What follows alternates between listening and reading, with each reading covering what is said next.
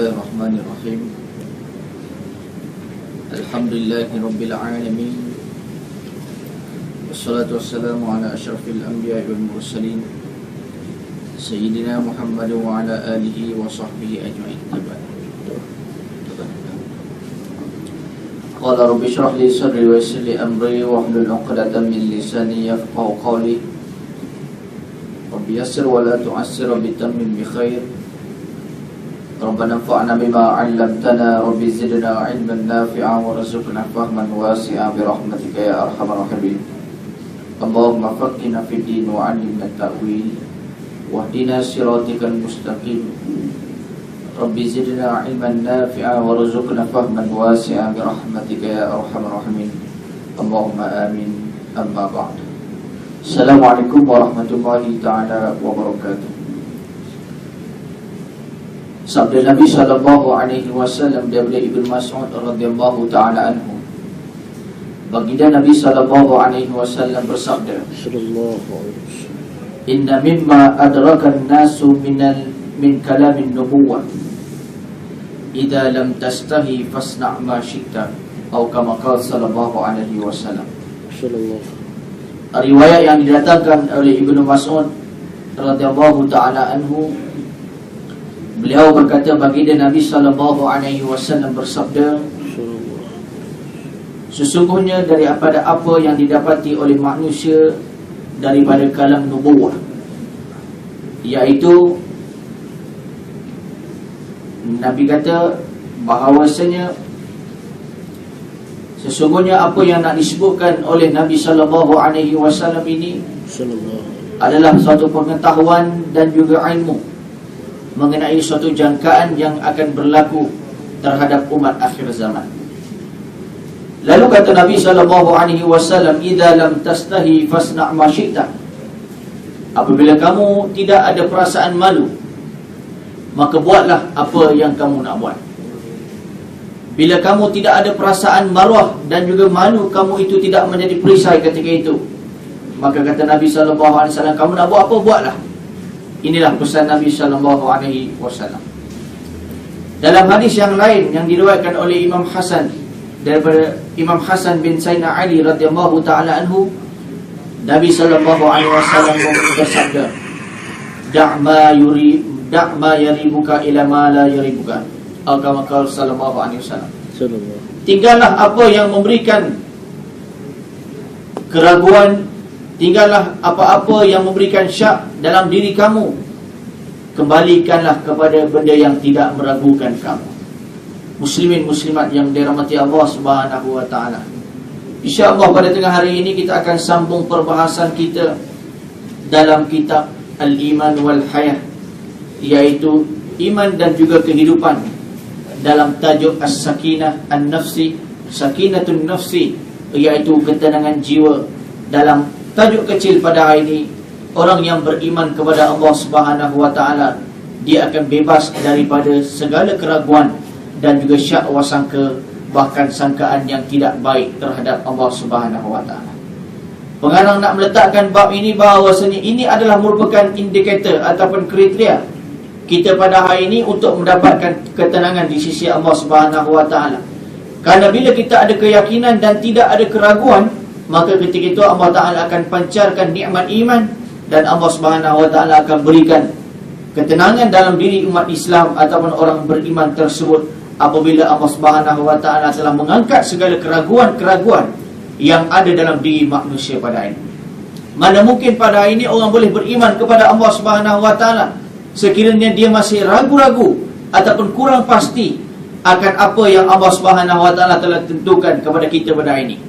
Dia kata dia beriman kepada Allah Ta'ala, tiba-tiba apabila datang musibah, dia rasa ragu-ragu. Betulkah Allah Ta'ala ni sayang orang beriman? Betulkah Allah Ta'ala ni sayang orang mukmin? Betulkah Allah Ta'ala ni kasih kepada orang Islam dan sebagainya? Maka timbul ragu-ragu. Bila timbul ragu-ragu akan menyebabkan kegelisahan terhadap orang mukmin. Kegelisahan tersebut ialah apa? Kegelisahan dia apabila dia merasakan bahawasanya Allah Subhanahu wa taala ini ada kekurangan-kekurangan kerana dia tidak memandang berat terhadap hamba-hambanya. Maka bila berlaku kegelisahan ini akan menyebabkan sedikit demi sedikit keraguan terhadap kewujudan dan juga kekuasaan Allah Subhanahu wa taala. Sebab itu indikator ini sangat penting, kriteria ini sangat penting, bahawasanya hari ini ketenangan jiwa akan dapat dalam diri orang mukmin hasil daripada ketidakraguan ataupun tidak syak wasangkanya terhadap apa yang Allah Subhanahu wa taala telah letakkan. Allah Subhanahu wa taala Maha mengetahui, dan juga Allah Subhanahu wa taala Maha mencipta segala apa yang ada di atas muka bumi ini. Allah Subhanahu wa taala yang telah menciptakan rupa bentuk manusia dengan rupa yang baik, dengan memuliakan manusia seperti mana Allah Taala sebut dalam Al-Quran, wa laqad karramna bani Adam bima faddalallah. Allah Subhanahu wa taala kata, aku telah muliakan anak-anak Adam dengan terhadap kemuliaan-kemuliaan tertentu.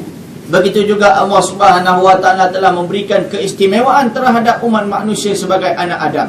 Dan seterusnya segala apa yang Allah Subhanahu wa taala telah ciptakan di atas muka bumi ini adalah hasil daripada kebijaksanaan dan juga ilmu serta kudrah Allah Subhanahu wa taala.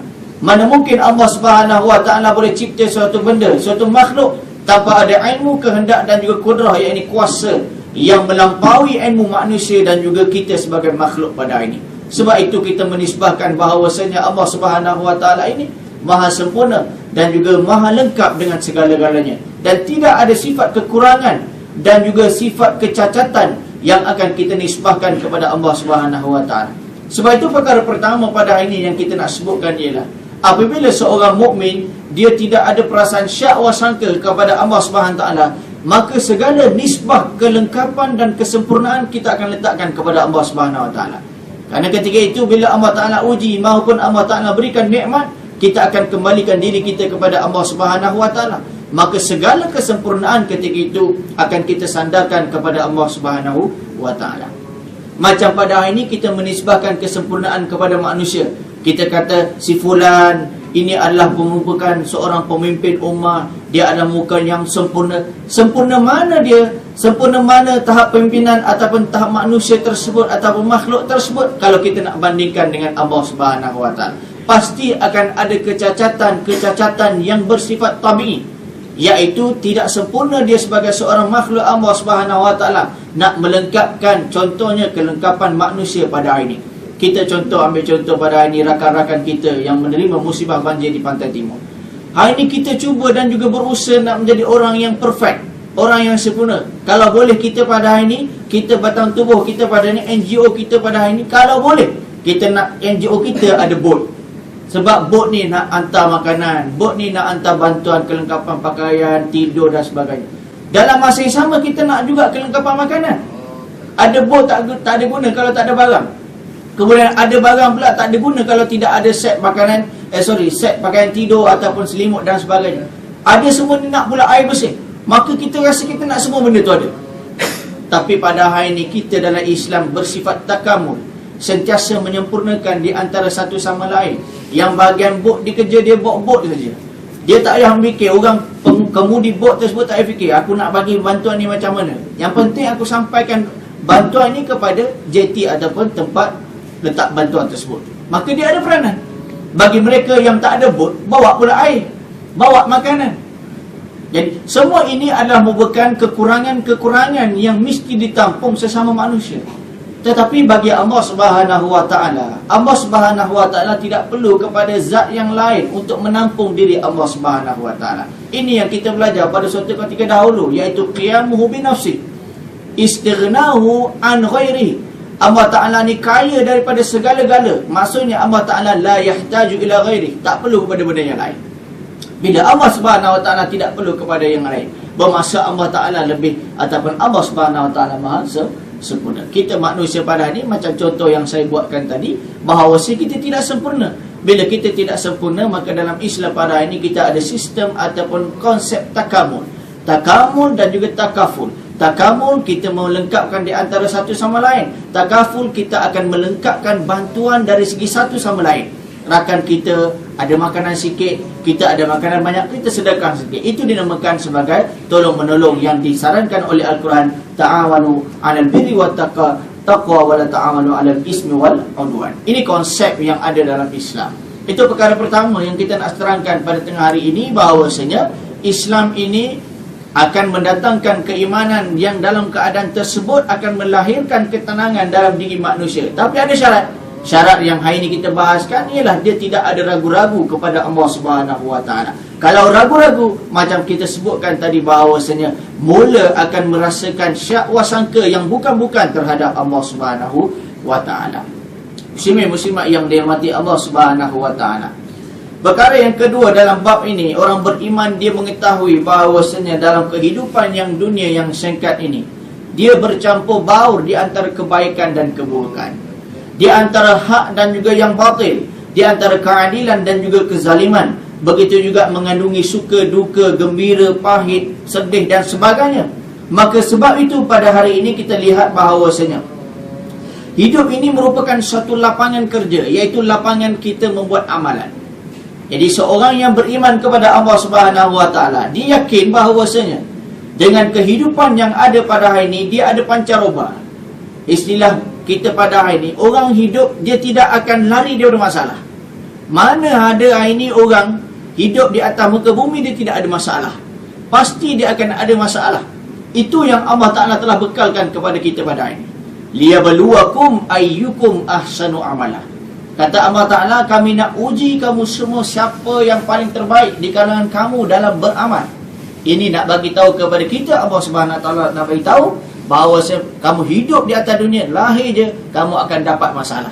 Masalah itu bukannya merupakan satu beban, tetapi itu adalah merupakan satu ujian yang Allah Subhanahu Wa Ta'ala akan tingkatkan diri kamu. Dalam surah Al-Ankabut ayat kedua dan ketiga, apa kata Allah Ta'ala? A'udzubillahi minasyaitonirrajim. Ahasiban nasu an yutraku ay yaqulu amanna wa hum la yuftanun wa laqad fatanna allazina min qablihim fala ya'lamanna allazina sadaqu wa la ya'lamanna al-kazibin. Apa kata Allah Ta'ala? Adakah kamu manusia menyangka bila kamu mengucap dua kalimah syahadah, bila kamu mengucapkan saya beriman, ay yaqulu amanna wa hum la yuftanun, kamu dah ucap beriman, maka Allah Ta'ala tidak akan uji kamu? Silap, kata Allah Ta'ala. Kata Allah Subhanahu Wa Ta'ala, umat terdahulu daripada kamu telah diuji oleh Allah Subhanahu Wa Ta'ala. Ini dia tujuan Allah Ta'ala nak uji. Kata Allah Ta'ala apa dia? Fala ya'lamannal ladzina sadaqu. Tujuan aku, tujuan kami uji kamu wahai umat manusia. Tujuan dia apa? Fala ya'lamannal ladzina sadaqu. Nak lihat siapa di kalangan kamu ni yang benar-benar beriman kepada Allah Subhanahu Wa Ta'ala. Bermaksud masalah, ujian, dugaan, pancaroba, mihnah, tribulasi dan sebagainya, dia adalah merupakan ujian untuk melihat kita ini benar-benar beriman ataupun tidak kepada Allah Subhanahu Wa Taala. Begitu juga sebaliknya, kata Allah Ta'ala, fala ya'lamannal kazibin. Nak lihat pula siapa di kalangan kamu semua ini adalah golongan-golongan yang mendustakan Allah Subhanahu Wa Taala, iaitu yang tidak beriman kepada Allah Ta'ala apabila diuji oleh Allah Subhanahu Wa Taala. Maka sebab itu, sebagai seorang yang beriman, yang tidak merasakan keluh kesah dan juga tidak ada keraguan, dia akan meyakini bahawasanya setiap apa yang Allah Ta'ala berikan dalam diri manusia pada hari ini, sama ada musibah ataupun benda yang baik, dia adalah merupakan satu ujian daripada Allah Subhanahu Wa Ta'ala. Allah Subhanahu Wa Ta'ala menyebutkan mengenai anak dan juga harta, benda baik. Anak ni adalah kurniaan Allah Ta'ala, benda yang baik. Mana ada hari ini orang lahir ataupun orang yang bersalin pada hari ini, lahir-lahir anak dia rasa sedih? Tak ada. Kucing ataupun binatang pun rasa gembira bila dia melahirkan anak. Ayam yang bertelur pun dia akan merasa seronok bila menetas anak dia. Nak bagi tahu bahawasanya kelahiran ini adalah bukan satu kegembiraan. Kita bukan macam masyarakat jahiliah. Jahiliah dahulu bahawasanya anak boleh membawa sial, terutamanya anak perempuan. Satu ketika dahulu, zaman Nabi Musa, anak lelaki jadi sial. Maka benda ini telah diubah dalam Islam bahawasanya kelahiran itu merupakan satu nikmat.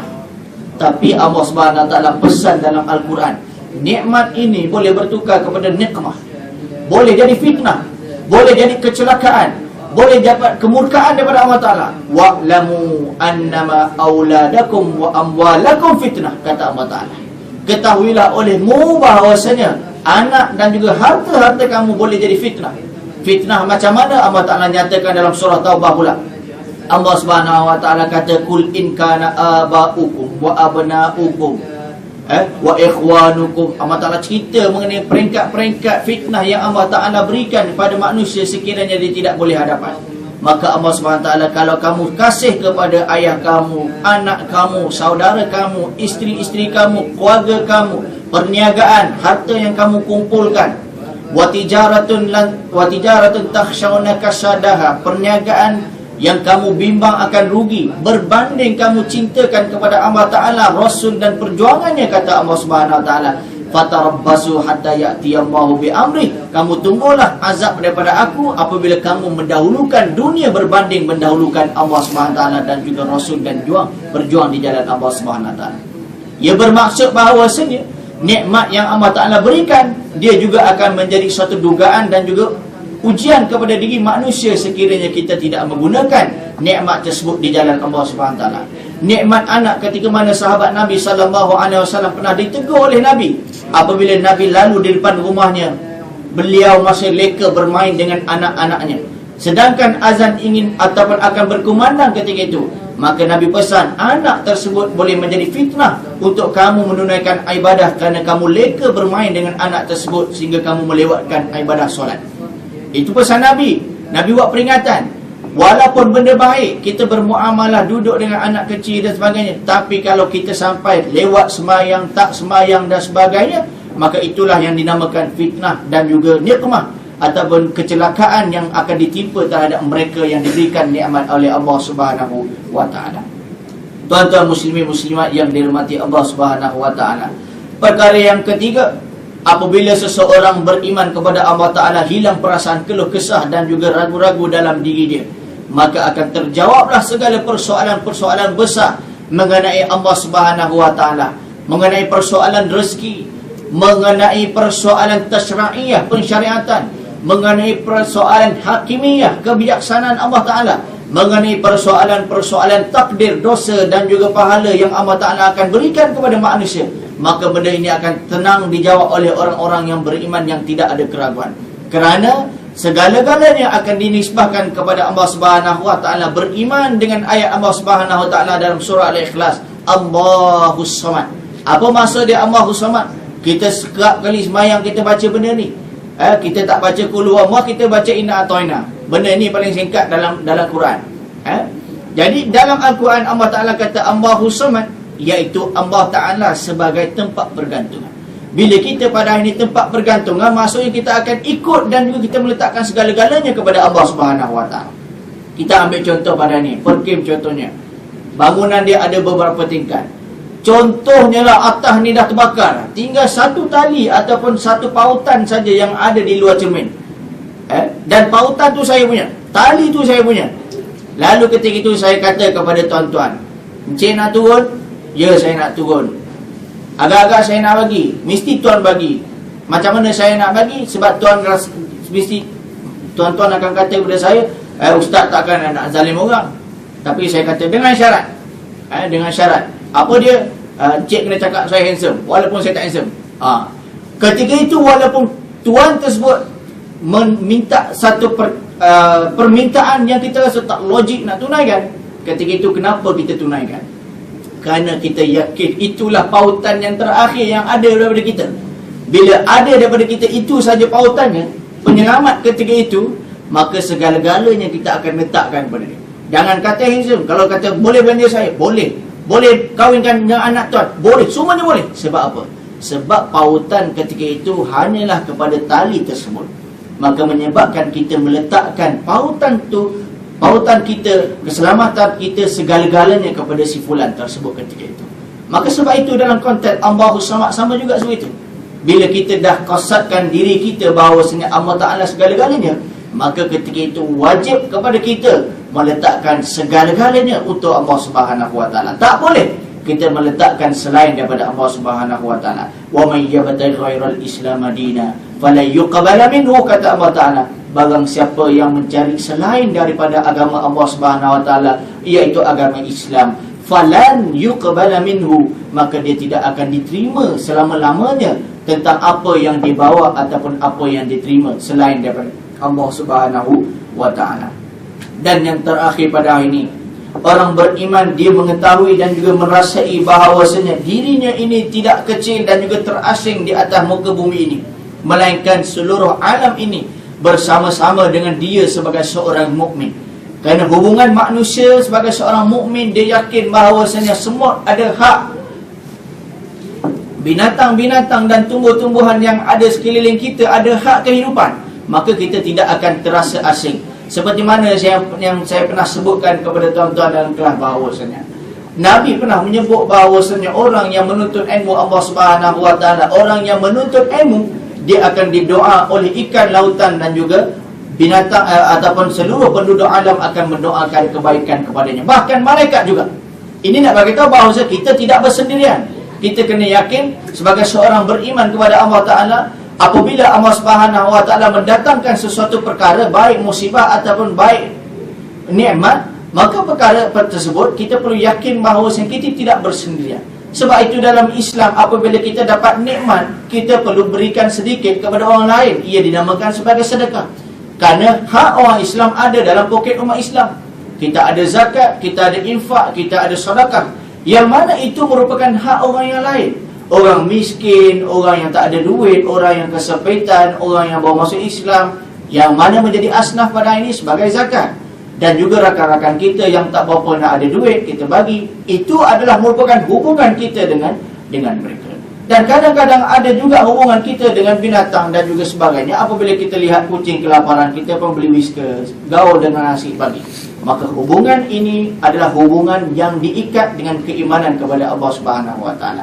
Mana boleh pada hari ini orang buat hubungan tersebut dalam keadaan macam mana? Dalam keadaan tidak ada perasaan keimanan kepada Allah Subhanahu wa taala. Itulah cerminan dan juga pancaran iman yang Allah Taala berikan kepada diri manusia apabila dia meyakini bahawasanya hubungan dia dengan alam ini adalah hubungan yang akrab, tetapi hubungan yang diasaskan adalah kerana beriman kepada Allah Subhanahu wa taala.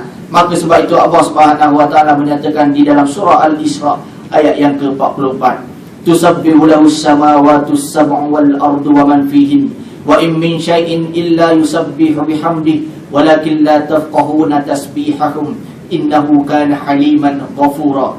Langit yang tujuh dan bumi dan apa yang ada di dalamnya tasbih memuji Tuhan.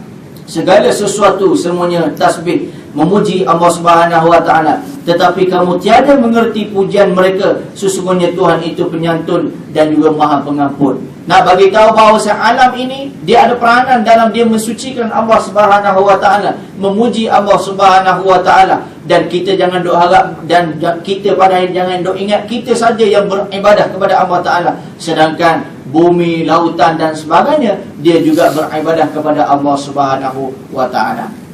Demikianlah tuan-tuan muslimin muslimat yang dirahmati Allah Subhanahu wa taala. Segala perkara yang kita nyatakan tersebut adalah hasil daripada keyakinan dan juga hasil daripada ketidakraguan dalam diri umat mukmin dalam meyakini mengenai Allah Subhanahu wa taala. Maka apabila ada perasaan-perasaan sebegitu, insya-Allah Allah Subhanahu wa taala akan memberikan ketenangan dalam diri kita, dan Allah taala akan mencabut segala kerosakan, kegelisahan yang ada dalam hati diri manusia atas ketidakyakinan yang telah